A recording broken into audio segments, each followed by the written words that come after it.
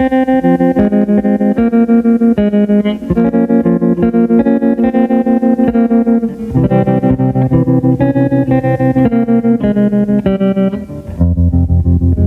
was 5 and he was 6. We rode on horses made of sticks. He wore black and I wore white. He would always win the fight. Bang, bang, he shot me down. Bang, bang, I hit the ground. Bang, bang, that awful sound. Bang, bang, my baby shot me down.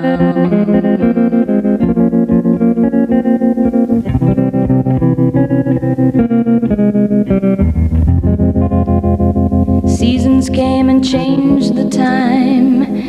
When I grew up I called him mine. He would always laugh and say, remember when we used to play? Bang, bang, I shot you down. Bang, bang, you hit the ground. Bang, bang, that awful sound. Bang, bang, I used to shoot you down. El monologuista. ¿Cómo están? No, aquí muy bien, sí. Las soledades, por voluntad, por placer, por ganas de comunicación. Al otro lado del cristal está Nico Ciancardini, en la operación. Pero el monologuista que está solo, que salga el toro. Se trata de abrir la tranquera del pensamiento libre y del pensamiento propio. Nosotros no estamos, como suele decirse, operados. No respondemos a ningún interés. Nunca ha ocurrido en la vida. Pero claro, sí, siempre hubo ofrecimientos, sí. No me ha ofendido en lo más mínimo. Siempre he dicho, mirá, flaco, ganate la vida como mejor puedas. Pero yo no porque aquel que te pagan para decir algo que no entendés, que no sentís, y en lo que no estás incluso de acuerdo, te transformás inmediatamente en un ciélogo. Hay una gran proliferación, se dice, de ciélogos. He visto televisión algunas horas, me gusta ver la televisión. Me gusta ver los programas políticos con un gran riesgo. A menudo son aburridísimos y se repiten constantemente las personalidades a las que se llama a los estudios para que uno dice, bueno, otra vez juez, el senador juez, al borde de un ataque de nervios, está nuevamente invitado. Yo me parece a punto de estallar.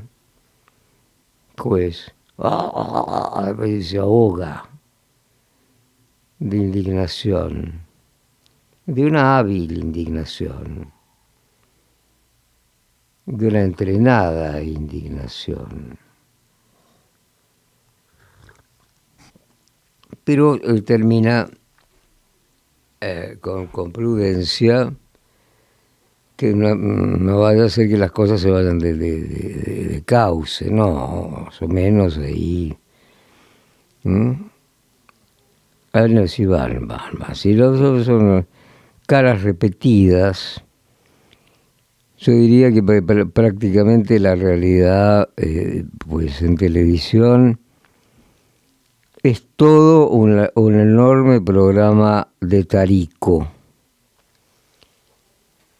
además del Tarico mismo y legítimo, que es extraordinario.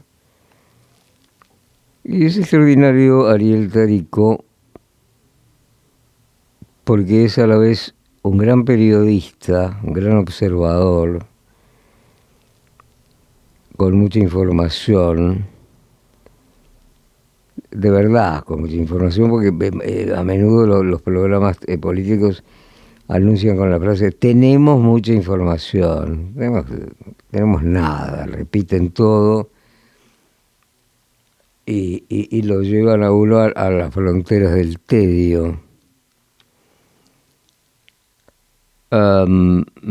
Tarico, pues, es alguien que ha surgido desde mucho tiempo atrás, porque no es un imitador de personas y personajes, solamente que lo hace admirablemente, sino que el contenido psicológico, político, es ahondado, graciosamente, agudamente, a veces crudamente, por los personajes conocidos por todos. En el resto en general, los programas políticos, no todos, hay algunos son francamente interesantes y con un grado importante de libertad y de opinión. Pero en general hay una genuflexión y un grado de chupamediez que francamente revuelve la digestión. Pero uno lo ve de todos modos, sobre todo para escuchar cada media hora más o menos una síntesis de lo que está pasando. Lo que está pasando siempre es entre nosotros. Los informativos nuestros de televisión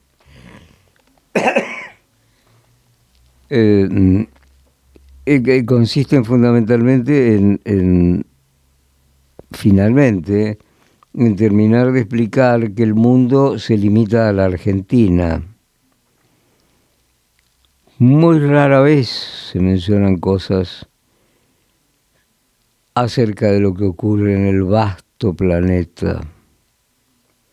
Es raro eso. Es completamente raro ese discurso y esta elección de información endogámica. Pero eso en el fondo es trágico porque es el empecinamiento en sostener algo que pudo ser y no fue. Es un país precioso, la Argentina, es grande en su extensión, con un enorme litoral marítimo, poca gente en relación con su territorio, es el 8º país en extensión del mundo, pero de manera empecinada, generación tras generación, incluso las actuales generaciones, imaginan a nuestro país como el mundo entero. Pues no lo es. No lo es. Es un país interesante, que resulta interesante. Llama la atención en algunos aspectos.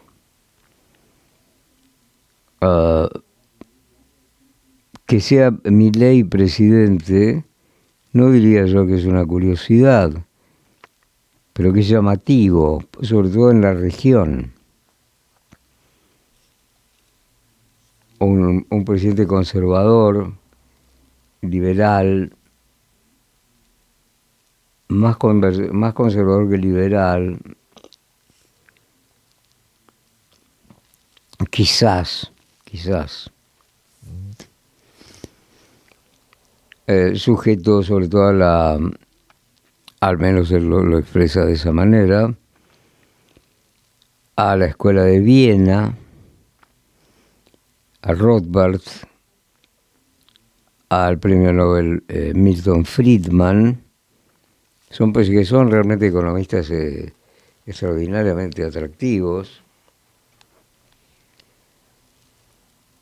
porque tendientes precisamente a la reducción de lo que llamó el gran escritor mexicano Octavio Paz, el Estado, el ogro filantrópico. El filantrópico que te da, te regala, te abre los brazos y te estruja. Estás adentro. Va a ser tu patrón. Esa es la seducción que en alguna medida también, y en muy poco tiempo llegó al poder Javier Milei. Una figura trascendente. Si estas cosas valen, si se identifica rápidamente a un norteamericano medio que no está muy informado de todas las cosas. En Argentina dicen, uy, Messi, Milei, sin duda lo tenía en mente porque esto ha llamado la atención, en gran medida por la excentricidad de su personalidad.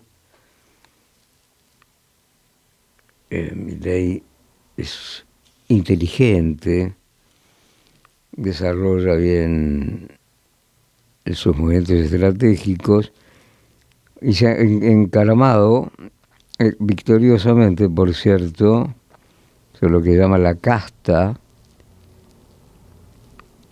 pero que finalmente también se puede interpretar como la recuperación de la democracia después de una etapa de una ferocidad sangrienta como fueron los años finales del 60 y de la década del 70. La dictadura militar terrible y el accionar incesante, terrible, dispuesta a la guerrilla terrorista a obligar a construir un mundo sin consulta. Mientras en algún sentido, en diversos sentidos, realizaba contactos subterráneos con la misma dictadura militar. Es el horror de esa ambigüedad que había ocurrido, mientras otros muchos miles de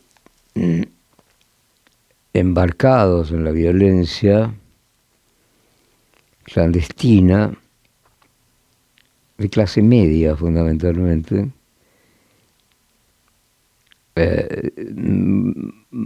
cayeron en la trampa del idealismo. Yo aquí, desde el monologuista, lo voy a decir claramente, yo no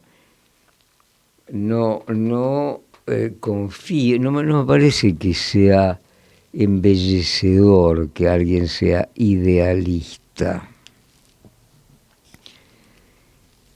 Porque se trata de alguien que está tan convencido de que el mundo tiene que ser de esa manera y entonces se considera un igual que a la vuelta de la esquina te va a poner en el paredón. Si tratas de obstaculizarlo, de discutírselo.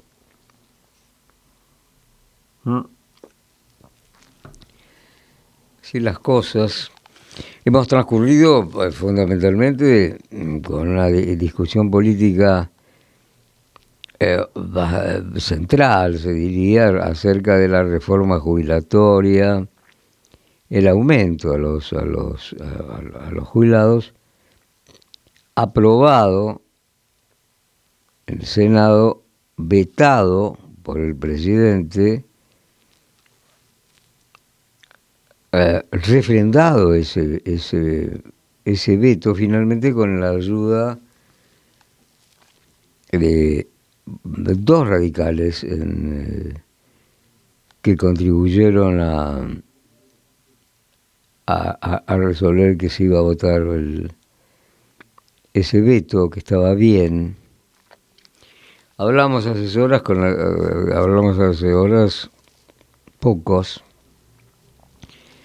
con alguien pues lúcido acerca de nosotros, no sabemos exactamente si ese aumento hubiera podido obstaculizar de una manera, perdón, de una manera dramática el objetivo de cumplir el déficit fiscal o amenazar por un lado con la inflación y por otro lado con la hiperinflación.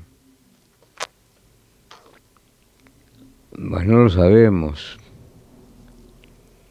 Al mismo tiempo, aquella persona lúcida que nos contaba en una conversación muy interesante que el sistema previsional, el sistema jubilatorio,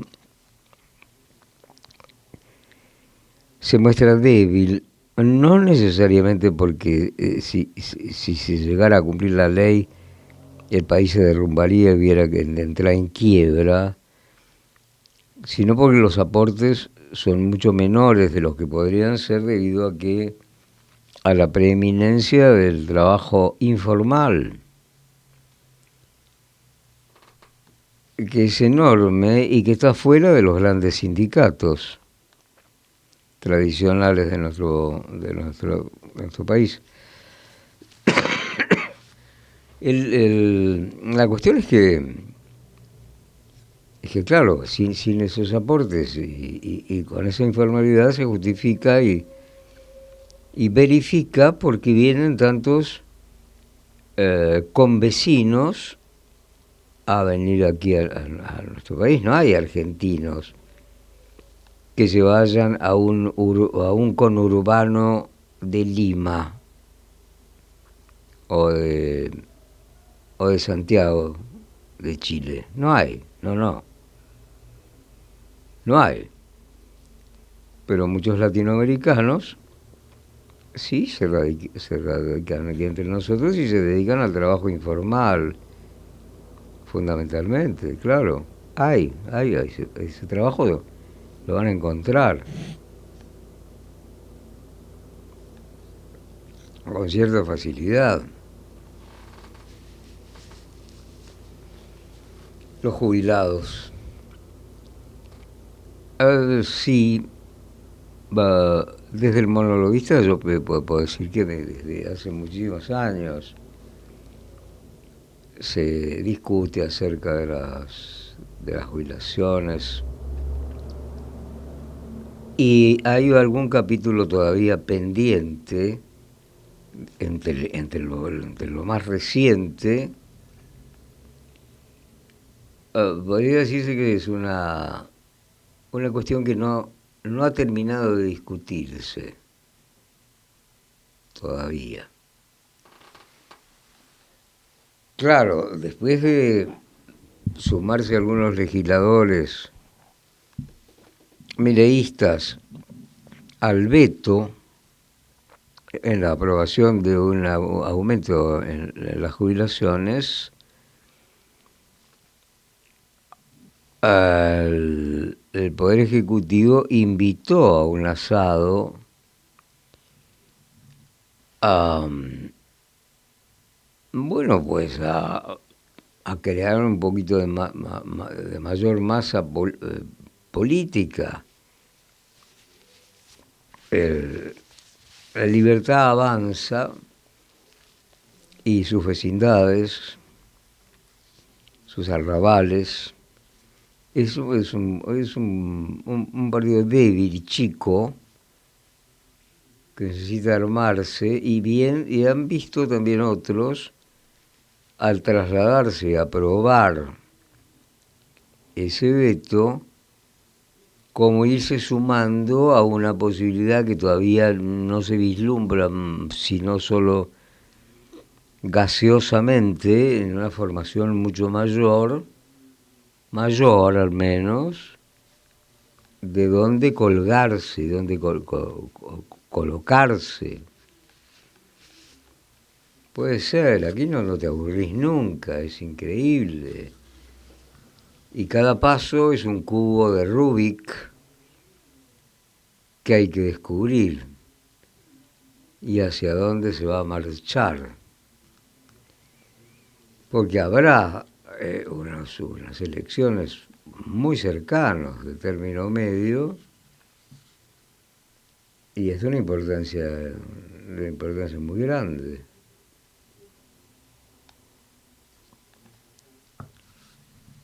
Habrá de verse.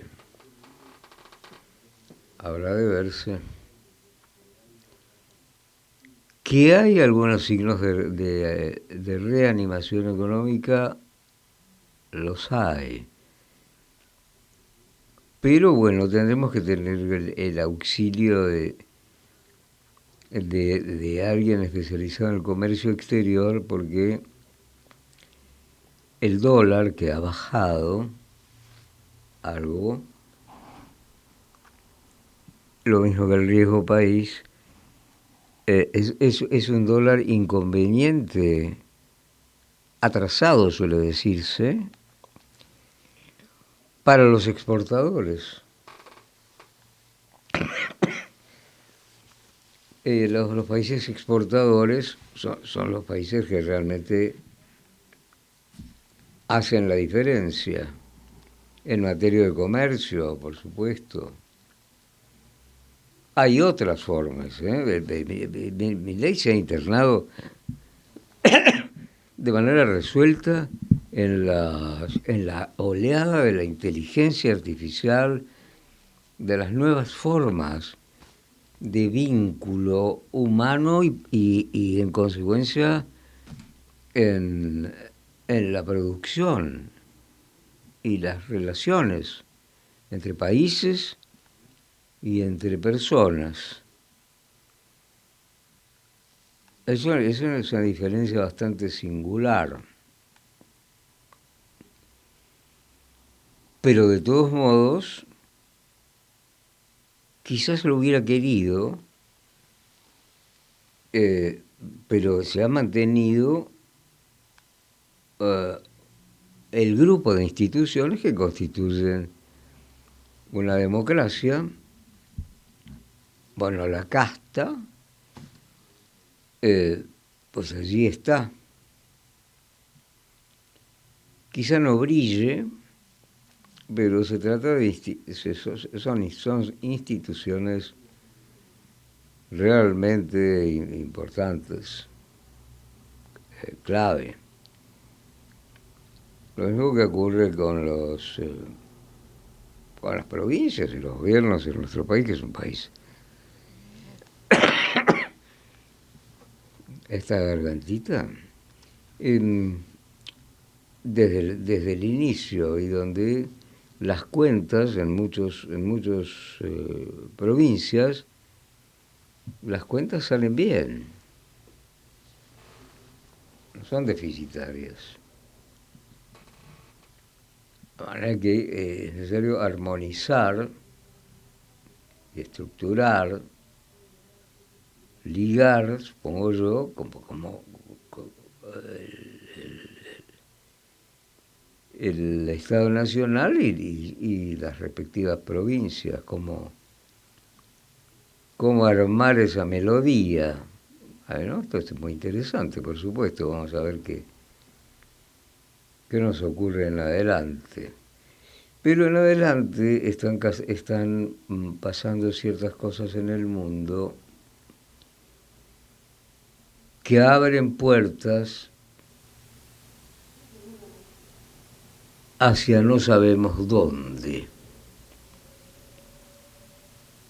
la resolución entre demócratas y republicanos, de Kamala Harris y Donald Trump, es una de ellas. Y muy esencialmente, la tremenda operación que se hace de inteligencia que tiene que atribuírselo o definirlo de esa manera contra la organización terrorista Hezbollah en el Líbano, pero no es el país de Hezbollah. Hay en Líbano muchísimas personas que no quieren a Hezbollah, pero otras sí. Es un enemigo jurado, mortal, de Israel. Y por medio de walkie-talkies que están en la...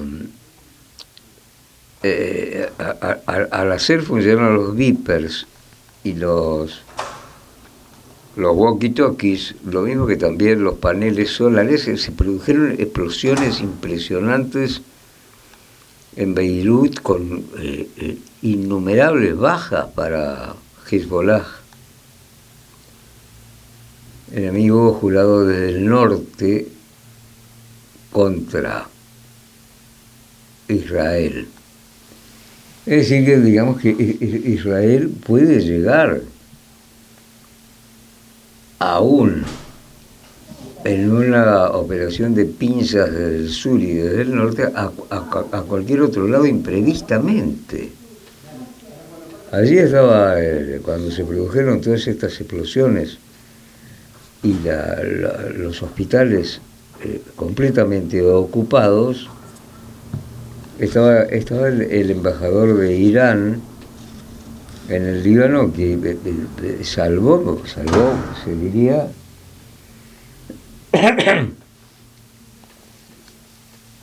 milagrosamente la vida, ¿no?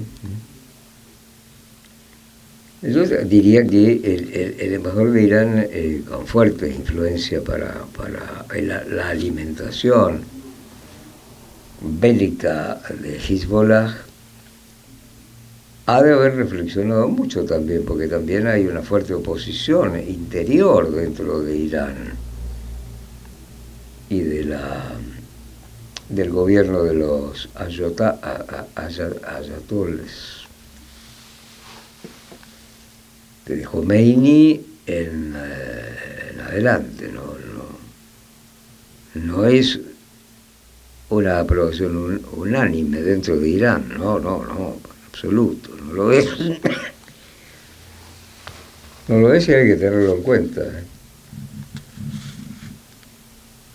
Alto unos minutitos para mi garganta en estado de miseria, pero no importa, estamos en plena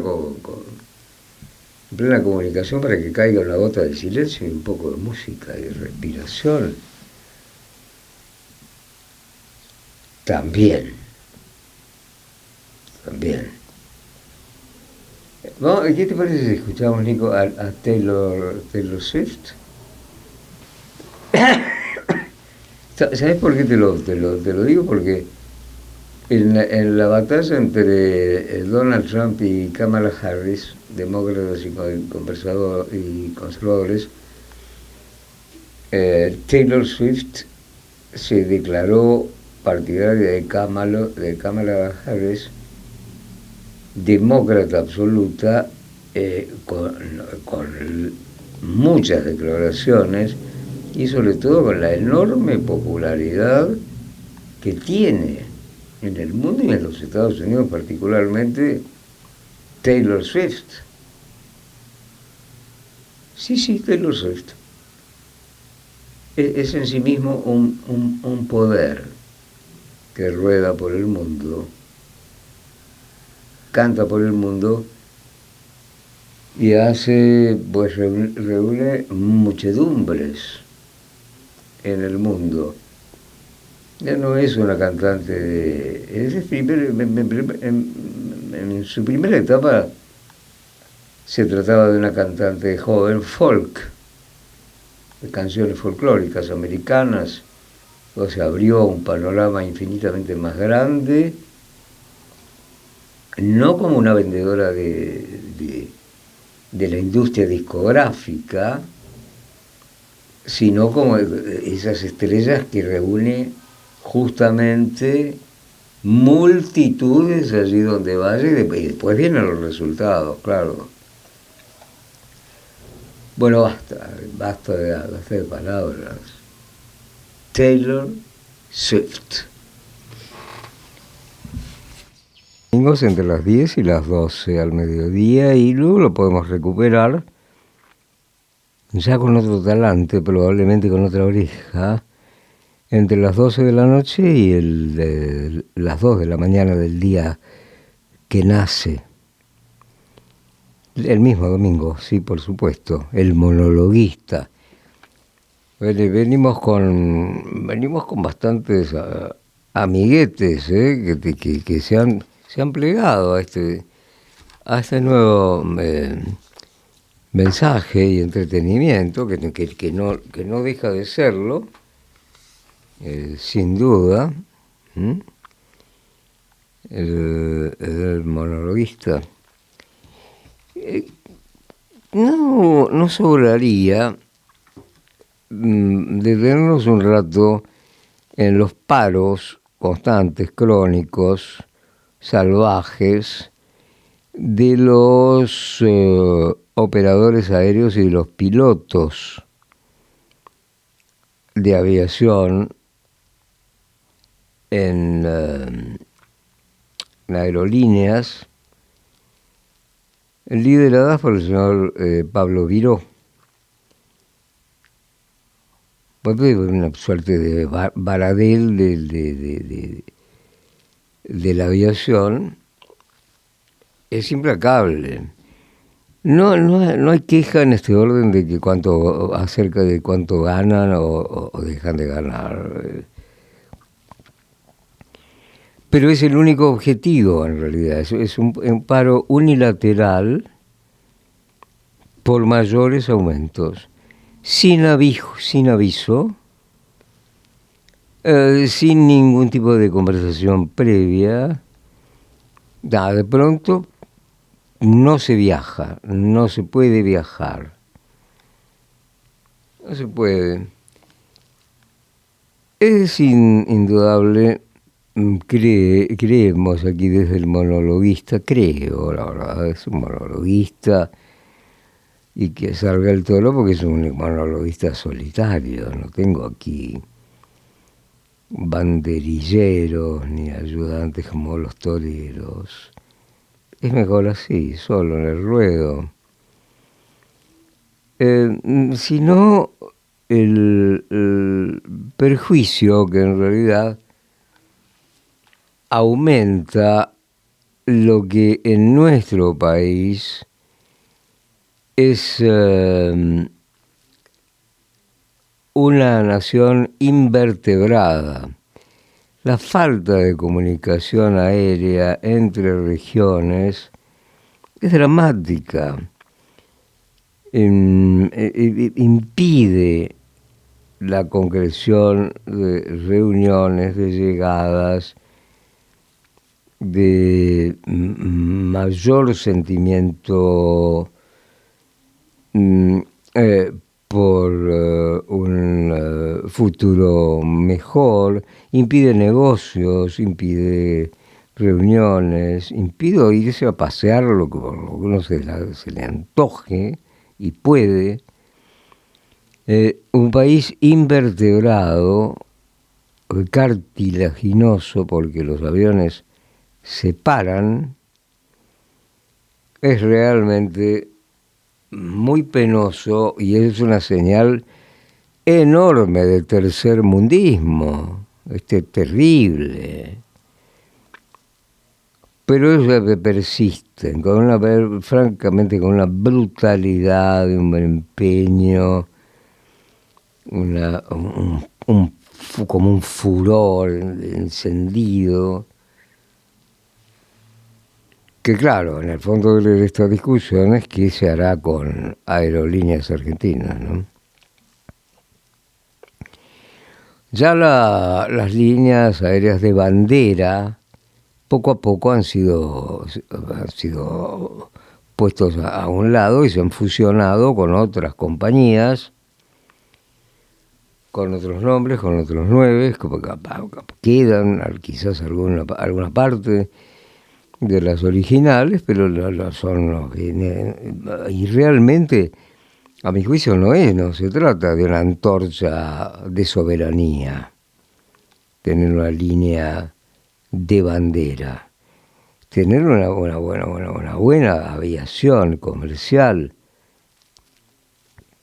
destacada, con muchas rutas, con muchos vuelos, con competencia, con compañías que vuelan barato también, así del modo de Flybondi, qué sé yo, que creo que es la única que queda. Ya por lo demás los otros rajaron frente a lo que al panorama que se ve, digamos, esta cuestión monopólica a lo bestia, porque implica también, no solo son los aeronavegantes, los pilotos, sino también las cargas, los transportes interiores dentro de un aeropuerto son gremios, son numerosos gremios allí. Es un punto clave y se ha sentido muy fuertemente y se va a volver a sentir y estamos sintiéndolo constantemente ahora también.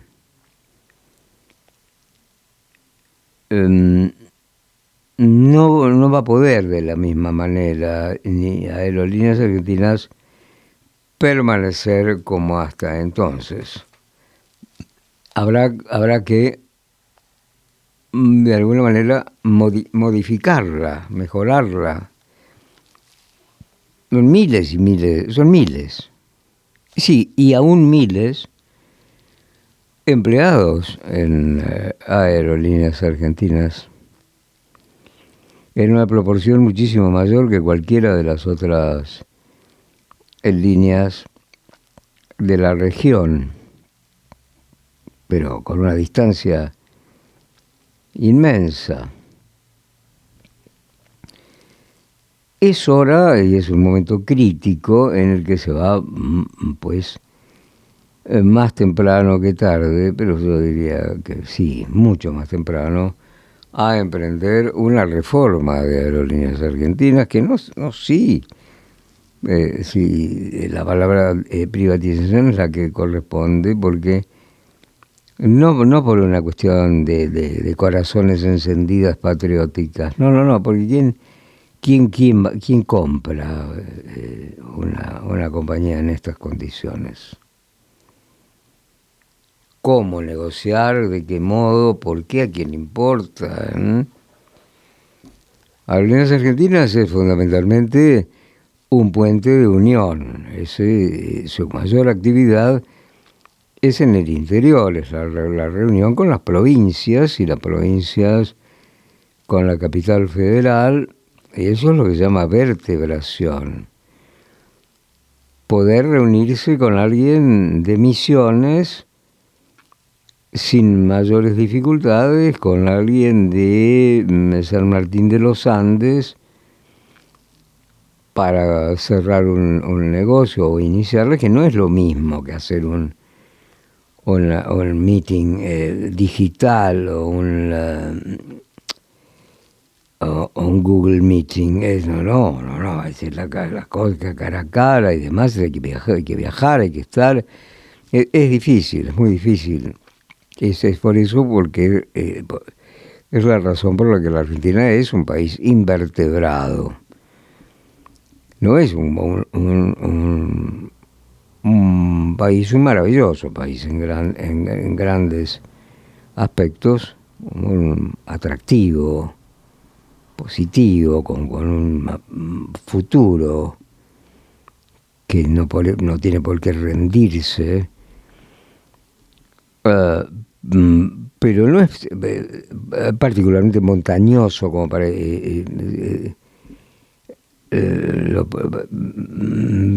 tiene que viajarse por vuelo aéreo. Tenemos pero con mayor facilidad para que los vuelos sean mayores. Pero también tenemos,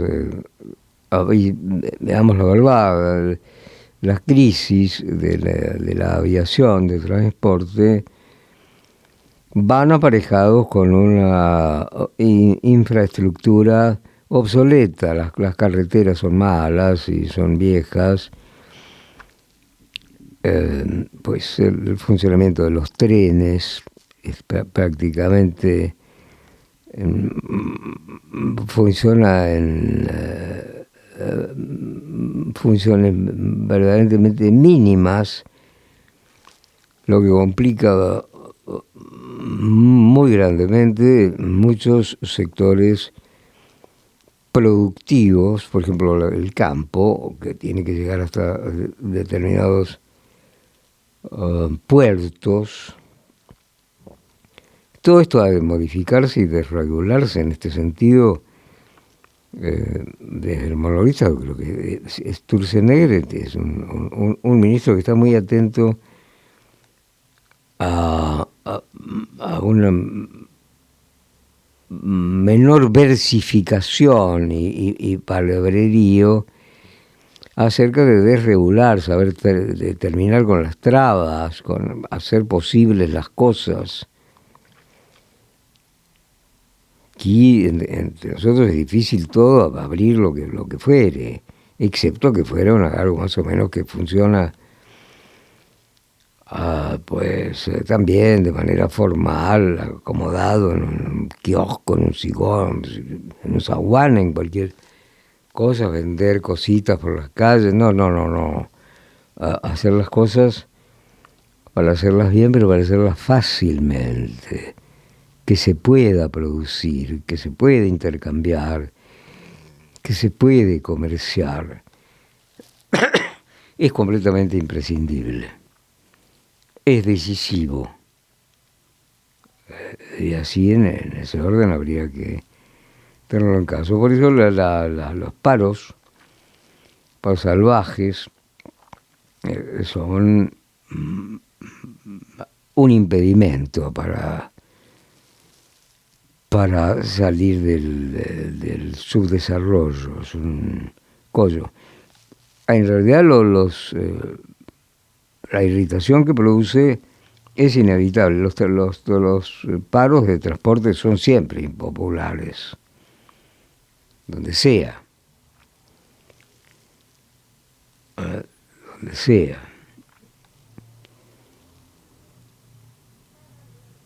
Entre tanto, en la vida, en las calles, las cuestiones tienen una fisonomía particular. El mercado, la diaria, es muy cara en la Argentina. Una dolarización enmascarada, se diría, a la que debe responder cuando se consiguen trabajos formales con salarios muy bajos. Y en consecuencia el esfuerzo es francamente grande, es como se está jugando una bala de plata. Y se ve con mucha atención cómo se van realizando las cuestiones y de qué manera se van resolviendo las cuestiones. Pero, en cierto modo, se van a ir realizando. No sin enfrentamientos, no sin posiciones diferentes, pero en alguna dirección se va a despuntar a alguna cuestión que por ahora no parece verse verdaderamente clara, pero que está potencialmente en ciernes. ¿Se podrá? No sé. Vamos a poner un poquito de música. ¿Qué te parece, Nico?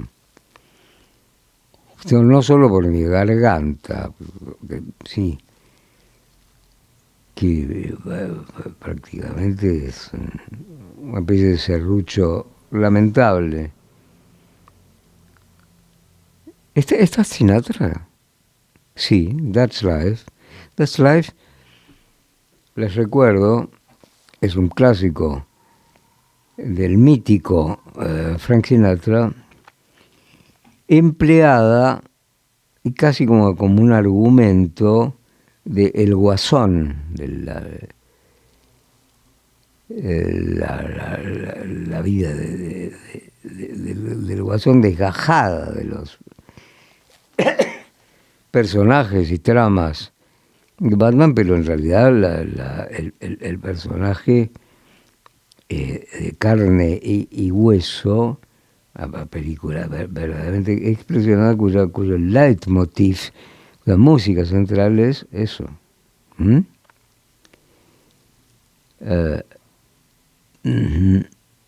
That's life. That's life. Sí, that's life, así es la vida, ¿eh?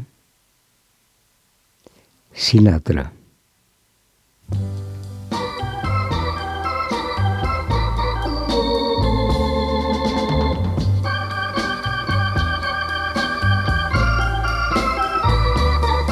That's life. That's life. That's what all the people say. You're riding high in April, shot down in May. But I know I'm gonna change that tune when I'm back on top in June. I said that's life. That's life. And as funny as it may seem, some people get their kicks stomping on a dream. But I don't let it get me down. 'Cause this fine old world, it keeps spinning around. I've been a puppet, a pauper, a pirate, a poet, a pawn and a king. I've been up and down and over and out. And I know one thing, each time I find myself flat on my face, I pick myself up and get back in the race. That's life. That's life. I tell you, I can't deny it. I thought of quitting, baby, but my heart just ain't gonna buy it. And if I didn't think it was worth one single try, I'd jump right on a big bird and then I'd fly. I've been a puppet, a pauper, a pirate, a poet, a pawn and a king. I've been up and down and over and out. And I know one thing, each time I find myself laying flat on my face, I just pick myself up and get back in the race. That's life. That's life. That's life. And I can't deny it. Many times I thought of cutting out, but my heart won't buy it. But if there's nothing shaking come this here July, I'm gonna roll myself up in a big ball and die. Tremenda la canción, una de las 500 fue cantada por Frank Sinatra. That's life, así es la vida. Pues, o sea, puede ser un genio, un peón, esto hasta que finalmente reventás. Oye, nos vamos, chau. Falta una hora, de tal manera que sí. That's life, así es la vida. Así es la vida. Algunos de sus aspectos los vamos contando ahora con el pensamiento libre, sin ningún tipo de guión ni premeditación alguna para influir maliciosamente en nadie. Hasta luego.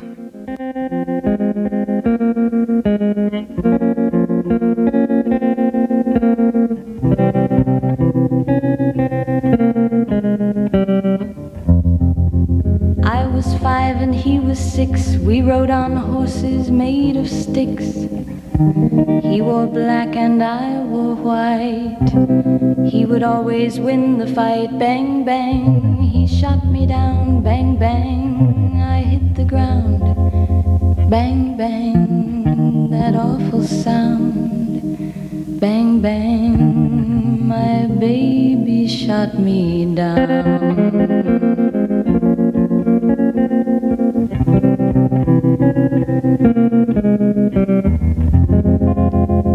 Seasons came and changed the time. When I grew up I called him mine. He would always laugh and say, remember when we used to play? Bang, bang, I shot you down. Bang, bang, you hit the ground. Bang, bang, that awful sound. Bang, bang, I used to shoot you down. El monologuista. Por Radio Cultura, cada domingo entre las 10 y las 12 de la mañana. Interesante, el horario es atractivo. A mí lo escucharía, creo. Claro, es el prealmuerzo, exactamente, me dice Nico, y tiene razón, estás ahí, estás de picada, de aperitivo. Sí, vale la pena. Pues además no te tienes los denigrantes espectáculos de radio a esa hora que son francamente tristísimos. Los chistes viejos, los chistes tontos. ¿Es posible que se consideren programas de radio a las conversaciones entre personas que no tienen ninguna importancia, que hablen de sus cosas? Sí, ayer me quemé con la plancha y después y transcurren conversando sus propias vidas francamente opacas, y entre risas y risotadas y tonterías. Puede ser que se produzca el triunfo de la tontería. Yo creo que sí, que en grandes aspectos. El modo de hablar, el modo en que se dirigen a las personas elegidos por ellos, sus dirigentes, sus representantes, apenas un poco despuntan de nada. Y los conductores de los programas políticos, algunos de ellos de una manera ya ofensiva, se manejan de una manera dictatorial, no solo parcial, no solo evidentemente interesados más allá de sus sueldos y convenios, sus sobresueldos, que resultan repugnantes. Un periodista, aunque tenga sus ideas que pueden llegar a coincidir con un gobierno, nunca es oficialista. Tampoco es un opositor maníaco y persistente. Es un testigo, es un lector de la realidad. Pero para eso se necesita cultura, se necesita lectura, se necesita sensibilidad, se necesita calle.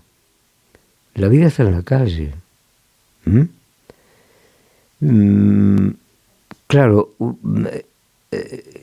tiende uno, o en general muchas personas, a recluirse, para huir de la calle, porque la calle está la vida está en la calle, es decir, darle la espalda a la vida. Conocí largo tiempo atrás, con muchos menos medios audiovisuales, ni remotamente internet, por cierto, en las bulliciosas y fértiles redacciones de los medios gráficos, un gran director y editor de varias publicaciones al mismo tiempo, digamos, jugaba como simultáneas como en el ajedrez, y ya varias revistas de una editorial, y cuando llegaba y estaba llena de redactores, de cronistas, etcétera, ocupando sillas, y preguntaba, ¿pero qué hacen ustedes aquí? Váyanse. Después haremos una reunión a la 1, 2.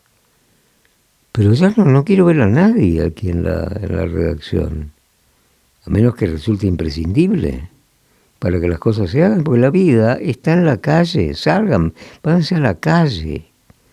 Vayan a la calle, encuentren la calle. El avance de la inteligencia artificial coexistirá con la calle. La calle quizás sea otra, y las vidas sin duda diferentes.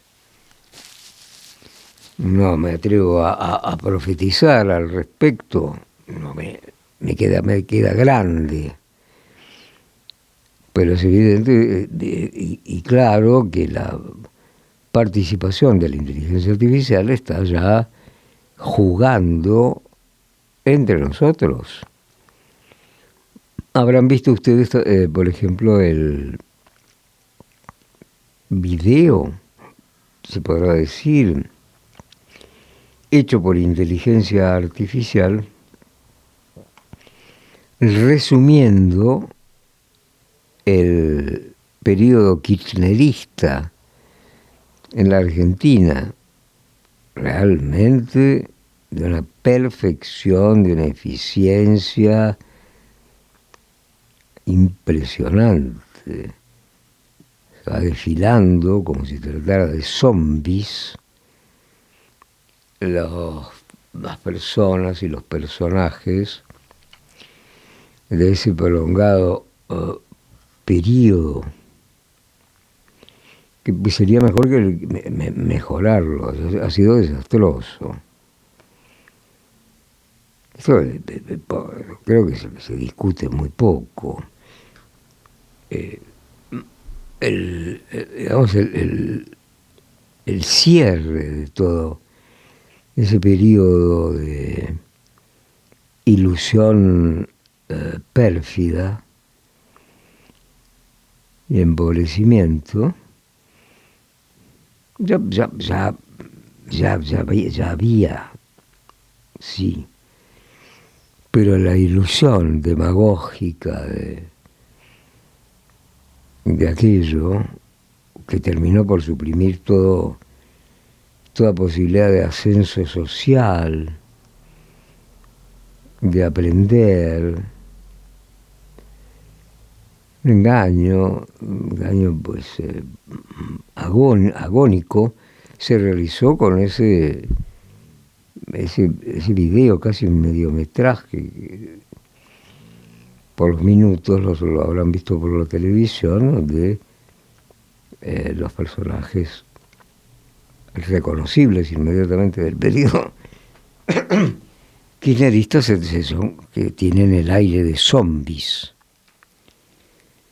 Impresiona, es la acción clara, próxima, en tu casa, en tu silla, en tu cocina, mirando, de la inteligencia artificial.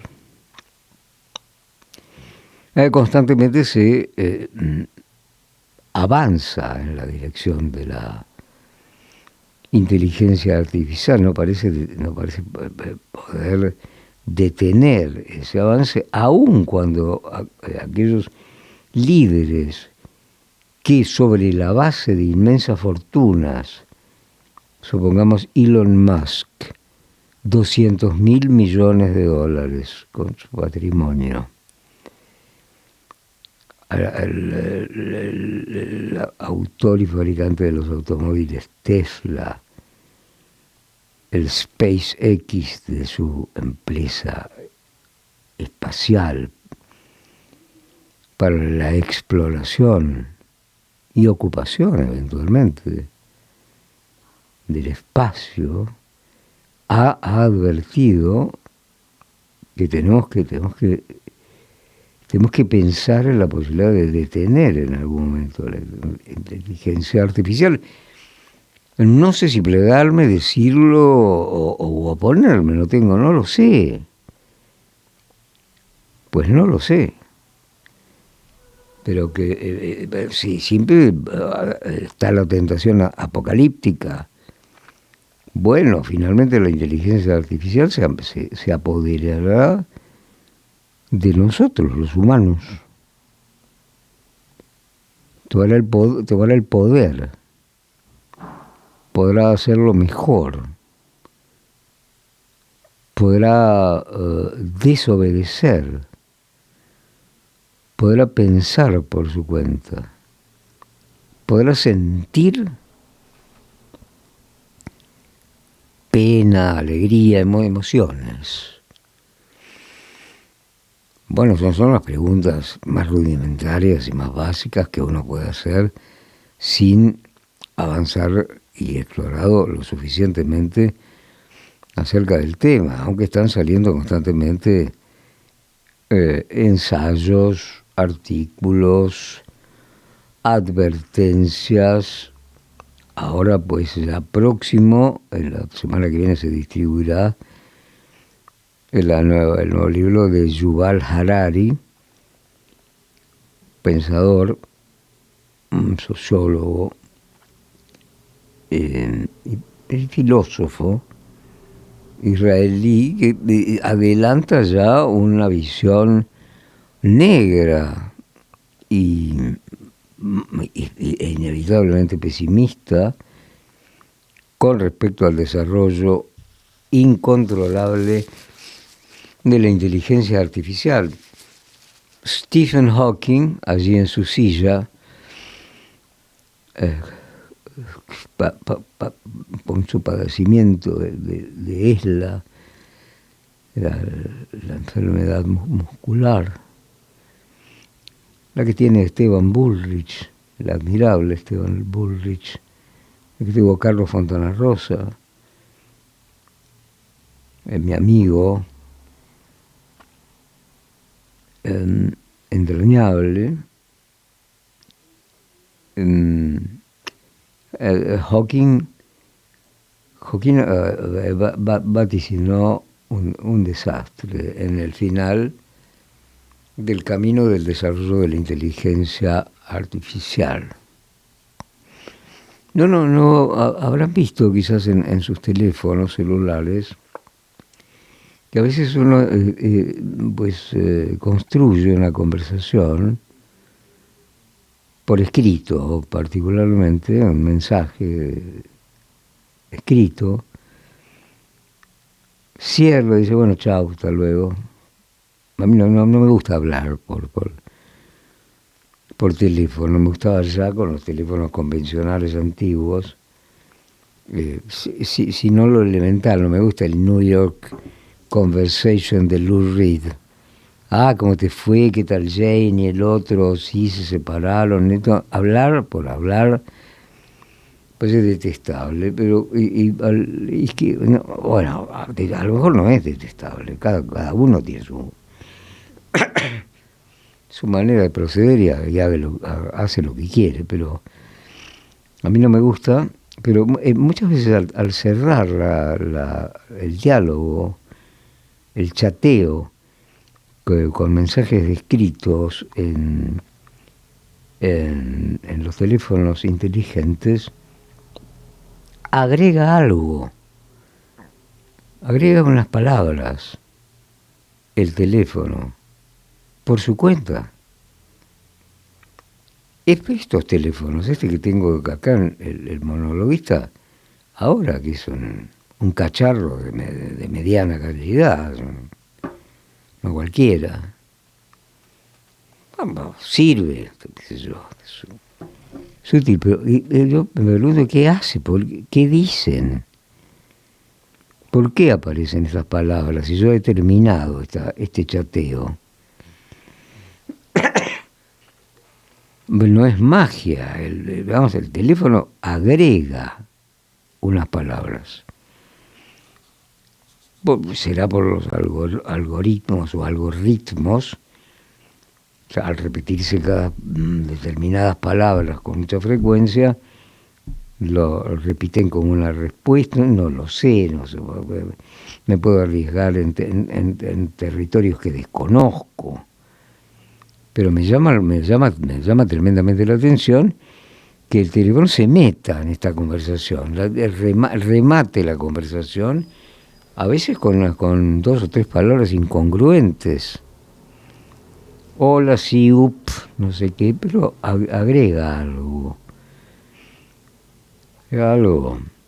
La adaptación, bueno, nosotros que ya estamos un poco faisandé, nos puede costar un poco más, pero también es ilusorio suponer que las nuevas generaciones, al nacer al mismo tiempo que el desarrollo de la inteligencia artificial, facilitan las cosas con una facilidad impresionante, y que esa es la manera de entender la vida. Y es un larguísimo error, yo quisiera decirlo desde el monologuista, que los años otoñales se viven y se mueren finalmente de muy diversas maneras. Hay quienes que se sientan y nada más, se quedan sentados esperando el final. Otros tienen una vitalidad increíble, una creatividad incesante. Y en cuanto a los jóvenes, que han sido endiosados de hace muchísimo tiempo, sin advertir que en realidad la juventud pasa. Pero la juventud como una etapa de la vida no es fácil. No es la maravillosa y alegre y feliz primavera de la vida. Es difícil. Es tan grave no digo grave, arduo quizás, como la vejez. Es muy difícil aprender a vivir, es muy difícil. No quiero sermonear en esto, pero esta es la verdad. Dice, este sí, pues es un chico, una chica que, fíjate, ya está. Pero no se advierte que un poco detrás del telón la juventud está también desorientada porque no sabe, no conoce el guión. No sabe. No le entregaron un guión para vivir. Si lo va a decir, si el guión es aquello que le va a ser manejado por inteligencia artificial, el problema sería muy, muy grave. Hay cuestiones que, de todas maneras, no desaparecen, por más que olas y etapas decisivas en la historia humana. Existe la radio, existen los libros. ¿Se harán libros por inteligencia artificial? Por supuesto, ya deben estar haciéndose. Pero con unos y con otros hay una diferencia tan enorme entre quienes, sobre todo entre los jóvenes y las generaciones nuevas, entre aquellos que leen y aquellos que no lo hacen, que prácticamente parecen especies diferentes. Aquel que lee, no lo digo acá como una especie de maestro, anda y...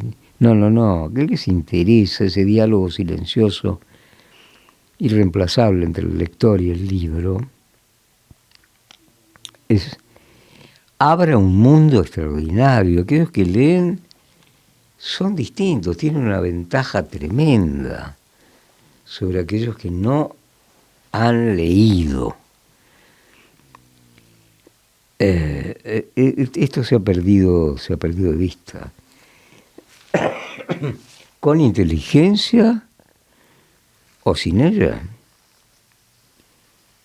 La inteligencia artificial no impide leer, que lo sepa. Aunque el libro haya sido, todavía no conozco ninguno, pero puede haberlas.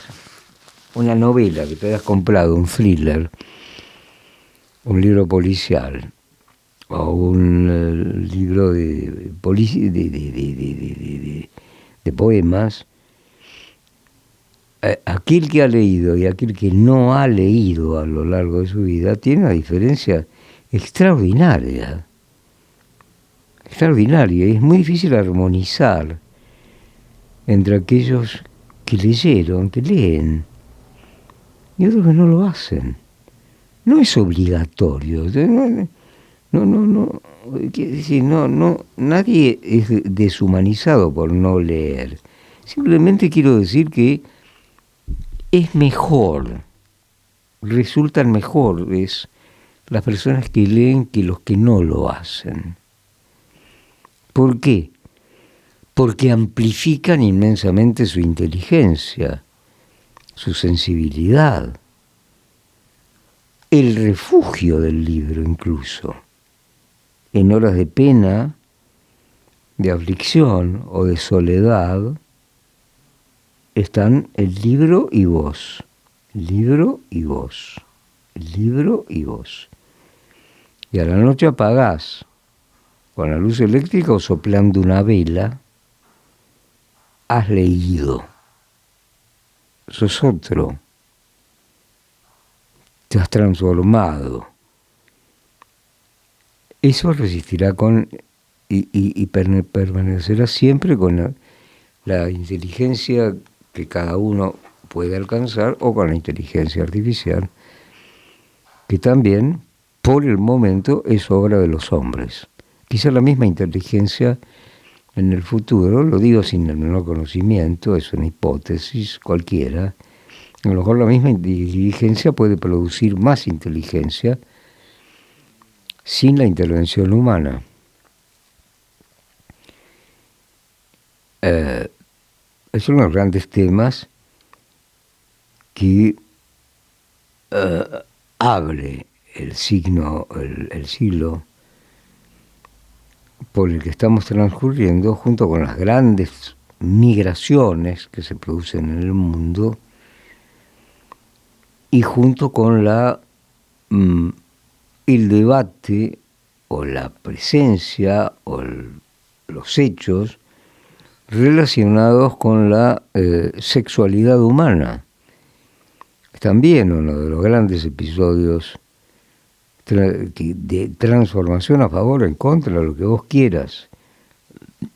Lo único que podés, lo único erróneo sería no ignorar que hay una serie de cambios. Ya no es exactamente como somos nosotros, en realidad, un varón y una nena, ¿no? Evidentemente hay otras zonas intermedias, otras cuestiones que se están debatiendo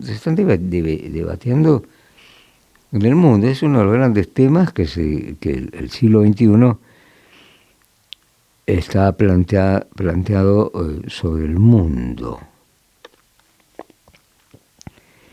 Es muy curioso, por ejemplo, cuando en medio de la enorme confusión, cuando grupos de LGTB, el orgullo gay, alguna de estas fiestas, desmedradas, divertidos de ver incluso, van con pancartas y fotos del Che Guevara. Che Guevara, cuando fue ministro de Economía y con mucho poder en Cuba en los primeros años de la Revolución Cubana, construyó campos de concentración para homosexuales. Fueron encerrados, fueron expulsados, se los considera enfermos. Yo no sé si son enfermos, no sé. No, yo no excluyo a nadie ni tengo ningún tipo de prejuicio. No creo que sean enfermos, eso lo creo, ni hombres ni mujeres. Es uno de los grandes hechos que marcan a fuego el siglo XXI, junto con las tremendas migraciones que van de un continente a otro buscando cómo sobrevivir, a la vez explotados por mafias que trafican con seres humanos para colarlos en los Estados Unidos o en algún lugar de Europa en unos barcos miserables donde muchos pierden la vida durante el trayecto por obra del mar, de los tiburones. No llegan. Otros sí, y a aquellos que llegan, no sé si pueden integrarse a mundos que ya están armados y determinados de otra manera. El caso de Francia es muy claro. El del Reino Unido también. La presencia musulmana en el Reino Unido, hasta hace poco estuvimos por allí. Es impresionante, había algunos, ¿no?, en los que no conviene que las mujeres vayan sin velo. Pueden ser agredidas.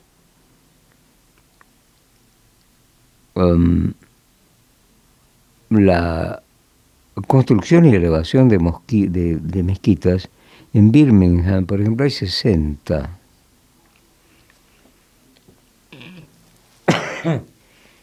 El alcalde, el intendente de Londres es musulmán, el señor Khan.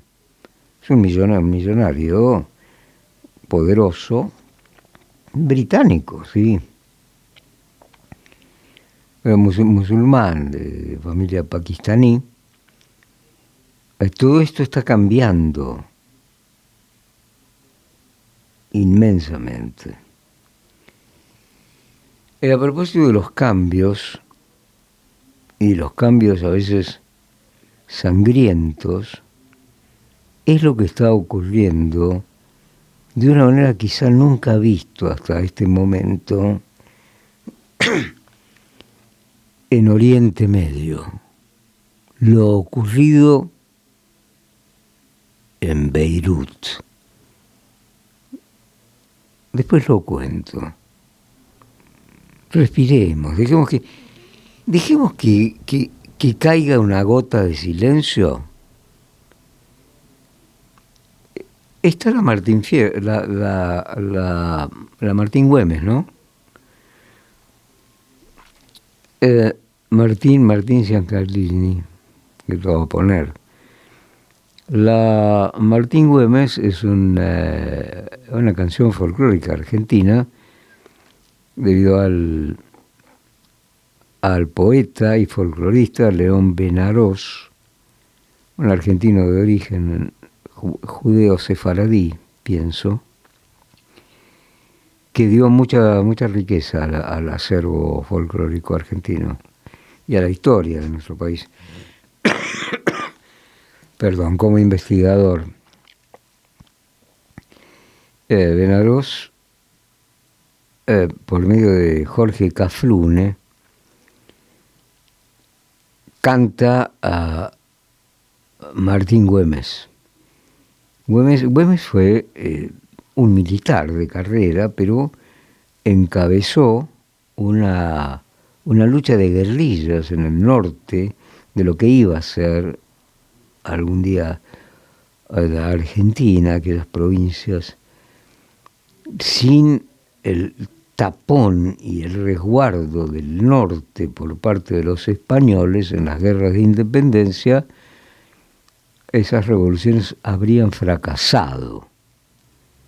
Allí estaba Güemes, sí, un militar de Güemes, que su apellido provenía de Worms, los Olmos, acriollado por muchas generaciones, organizó una guerra gaucha, se podría decir, aunque la palabra gaucho es una palabra de ciudad, o sea, se dice en el campo, se dice paisano, se dice otra cosa, salvo en Salta, y justamente de Salta era Güemes, para detener el avance y las réplicas españolas, organizó sus infernales. Los infernales de Güemes decidieron probablemente gran parte de la libertad americana. La voz fantástica de Cafrune y la escritura de León Benarós, a propósito de lo que intentábamos contar recién, con lo que sigue ahora, la Martín Güemes. Y la Martín Güemes de León Benarós con Jorge Cafrune. Qué bien lo hizo, qué bien lo interpretó, cómo se dio cuenta de lo que significaba Güemes, Pezuela, el general español, que pues no lo dejaban penetrar en Salta. Pezuela de todos modos entraba por cuestiones de amores, secretamente, de amores con alguna salteña. Y Güemes, ya que estamos con el tema, Miguel de Güemes, no fue indiferente a la seducción y al gusto de la mujer. Probablemente fue su final fue por una visita amorosa, espiado y muerto. Es la historia, y de la historia a la inteligencia artificial. Entre ellos vamos a situar las dos cosas.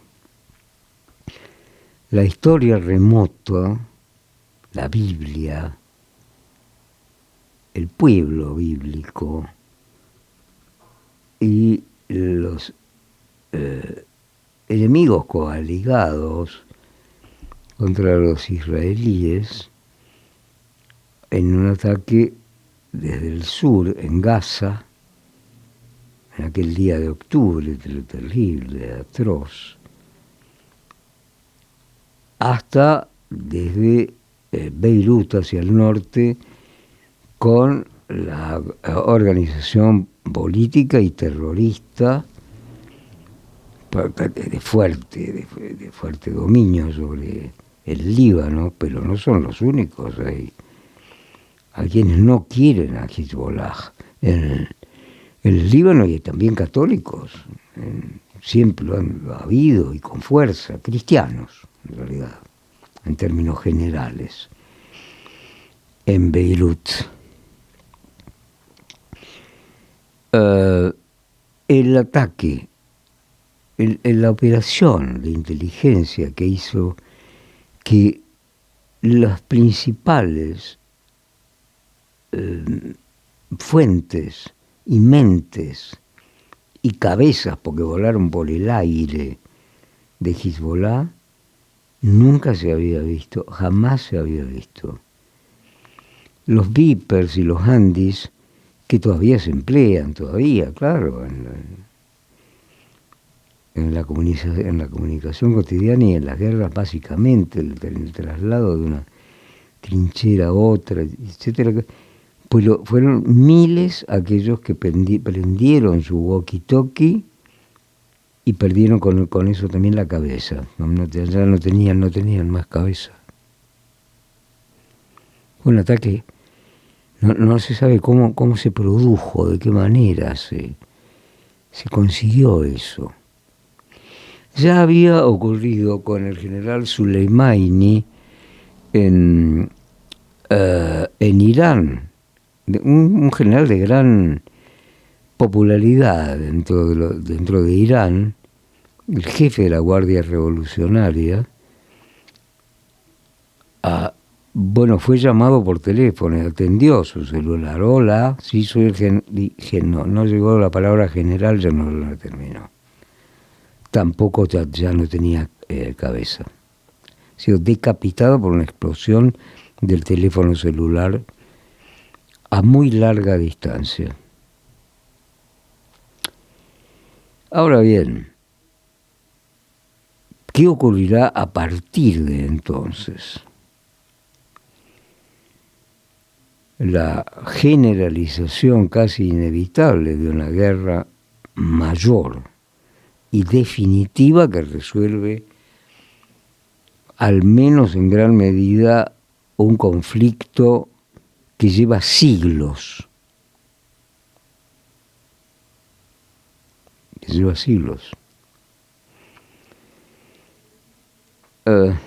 Pues es uno realmente de los centros neurálgicos de la vida contemporánea, lo que está ocurriendo en Oriente Medio. Desde luego que Israel es la única democracia establecida allí por el 47-48 por una resolución de las Naciones Unidas. Jamás fue aceptado por los grupos que por entonces no constituían verdaderos países, eran más bien grupos, pequeños reinos que inmediatamente no aceptaron esa resolución de las Naciones Unidas, posteriormente, casi inmediatamente posterior a la Segunda Guerra Mundial y el Holocausto. Pero el desarrollo extraordinario alcanzó por Israel en materia de ciencia, de tecnología, en la medicina,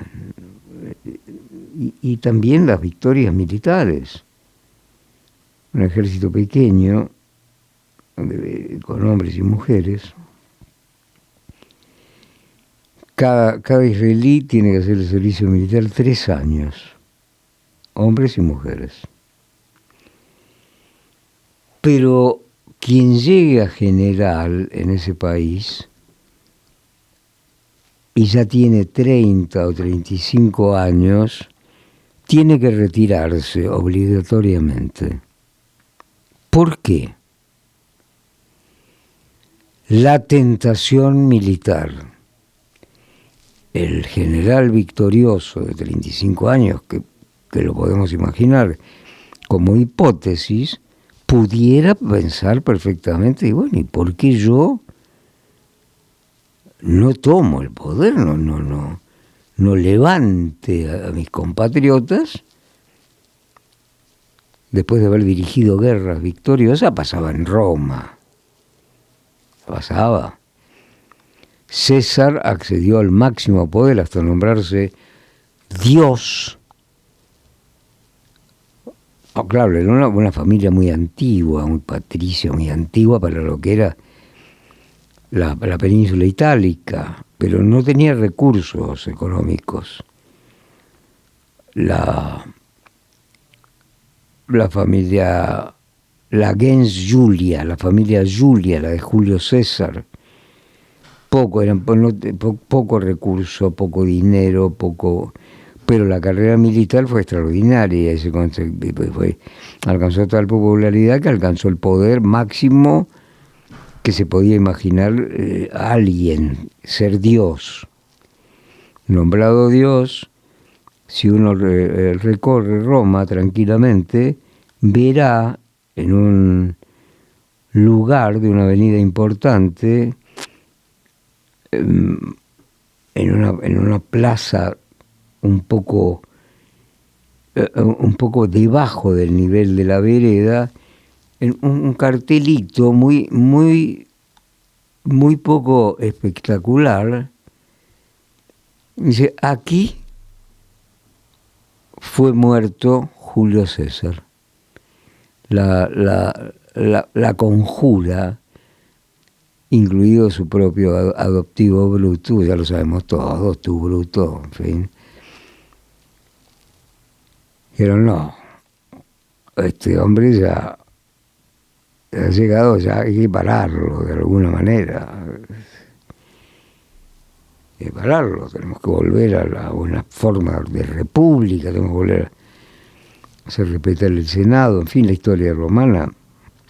Vamos a hablar un poco al respecto, pero en los idus de marzo, allí, a puñal, fue muerto Julio César, hombre y Dios, hombre que quiso ser Dios también. El emperador era calvo, era pelado y visco, César.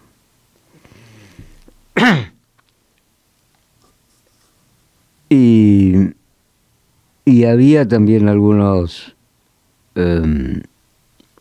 graffiti, ya había en Roma, pintados acerca de qué decía el pueblo.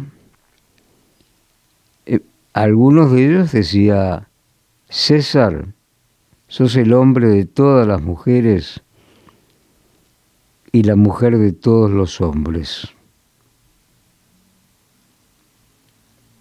Decían. Y César, que fue un gran escritor, además un gran militar, solía salir por las noches solo, con ropas pobres, sin que lo advirtieran, para ver qué decían de él en la calle. En una tabernucha, en la suburra, es decir, el barrio de los desheredados, de los pobres que laburaban en lo que podían y mendrugueaban, y haciéndose así el pavo, el emperador sabía qué estaban diciendo de él. No es una leyenda que en una de esas salidas cruzó con numerosas personas el Tíber, el río, que es un río, aún se lo ve poderoso, pero de vez en cuando se desatan tormentas tremendas. Una noche romana de tormenta terrible, y el barco aquel en el que viajaban aquellos que desdichados, que se habían que se habían subido a él, entre ellos estaba César disfrazado. Y entonces se identificó. Ya estaba por zozobrar la nave y los rayos y las centellas y las olas. Y dijo, no temáis, que soy César, y voy con ustedes y mi estrella. Llegaremos.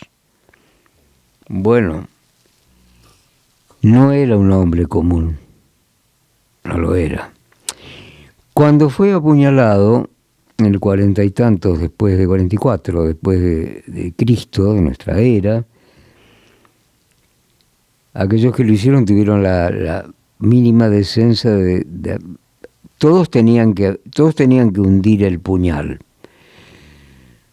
Todos tenían que conjurarse. Nadie se pudiera abstener de aquellos. Había que mojarse en la sangre. Pero al apuñalar no solo sale sangre. Entonces, para no llevar finalmente de vergüenza y de oprobio, lo envolvieron rápidamente en una manta, para que aquello que perdiera el pueblo de César, el cuerpo de pueblo, no cayera en la humillación popular. La humillación popular puede tener la velocidad del rayo también. Puede pasarse de la adoración a la abominación. Ha pasado muchas veces. Hipólito Yrigoyen tenía un gran poder, era muy respetado, casi no hablaba. Se imponía por sus silencios. Pero cuando se produjo el golpe, entre ellos colaboró el coronel Perón, entonces, para que asumiera Uriburu el país. La turba se dirigió a la casa de Yrigoyen y tiraron por el balcón antes, el año anterior, inmensamente aprobado. Pues salieron, estaban encantados con la novedad y le tiraron los muebles por los balcones, le incendiaron todo. Un pueblo puede volverse turba, simplemente. La palabra es de una gran belleza, el pueblo. Nuestro pueblo. Pero es como cuando se encrespó el Tíber y César se identificó y dice, no temáis que van con César y su estrella, se van a salvar. Bueno, pues el pueblo se puede convertir, y muchas veces ha ocurrido, en turba, en venganza. Yo no me lo he inventado, es la historia, es así, simplemente. Esas cosas ocurren. ¿Qué ocurrirá con Oriente Medio, que desde allí arrancábamos? No sabemos. Y los terroristas de Hezbollah, que volaron sus cabezas o las perdieron con explosivos de walkie-talkie, organizaron una réplica. Están muy vapuleados, no sé si van a querer intervenir, no sé si irán un enfrentamiento directo con Israel. No lo sabemos. Como tantas otras cosas que no sabemos. No conocemos el guión. Habíamos quedado en eso, ¿no? Oiga, ponga música que nos vamos. Señor Giancalini, es Nico, ponga lo que quiera. Que caiga una gota de silencio primero. Esta gota de silencio. Y después música.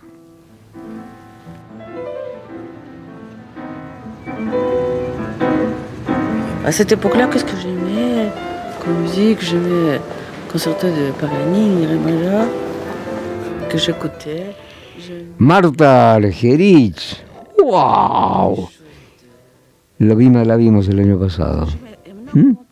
De improviso llegó a un concierto y tocó. Marta Argerich en tango.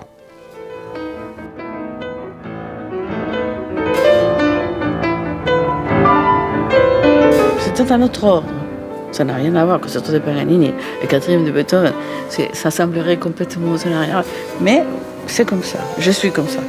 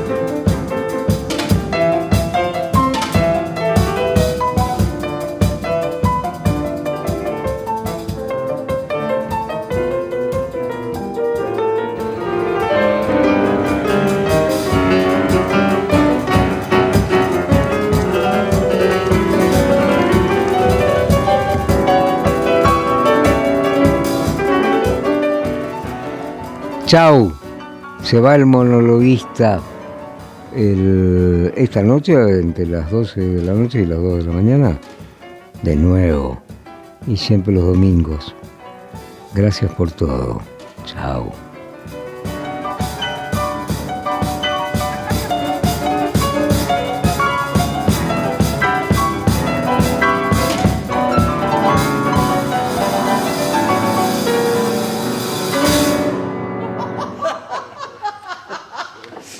Una cosa muy rara. Qué rara.